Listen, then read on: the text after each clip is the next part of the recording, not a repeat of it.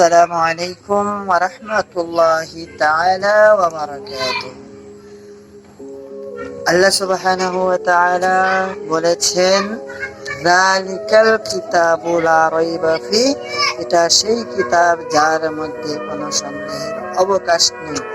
বান্দা যখন কোরআন তেলাওয়াত করবে, কোরআন তেলাওয়াতের মধ্যে অসংখ্য ফজিলত রয়েছে।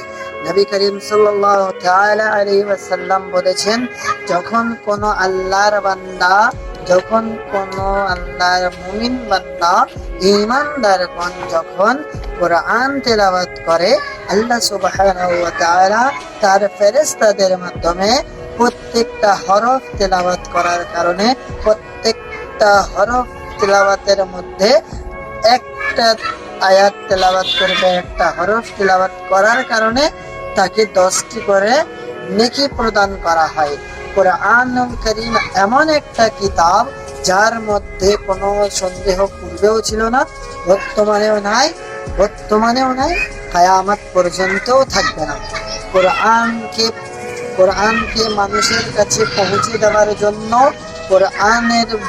কোরআনের বিধিবিধানকে মানুষের কাছে প্রদান করার জন্য দয়াল নবী রাহমাতাল লিল আলামিন অনেক কষ্ট সহ্য করেছেন। দয়াল নবী রাহমাতাল লিল আলামিন যখন মক্কায় গিয়েছেন, কোরআন মক্কায় গিয়েছে। আমার নবী যখন মদিনায়, কোরআন গেল মদিনায়। কোরআন প্রত্যেকটা হরফ আমার দয়াল নবী রাহমাতাল লিল আলামিনের কাছে আল্লাহ সুবহানাহু ওয়া তাআলা 23 বছরের সময়ের মাধ্যমে আল্লাহ সুবহানাহু ওয়া তাআলা নাজিল করেছেন। এই কোরআনুল কারীমের প্রত্যেকটা সূরা, প্রত্যেকটা হরফ, প্রত্যেকটা রুকু মুমিন বান্দাদের জন্য ইহকালেও কামিয়াবির একটা পথ এবং পরকালেও নাজাতের জন্য একটা মাধ্যম বা জারি।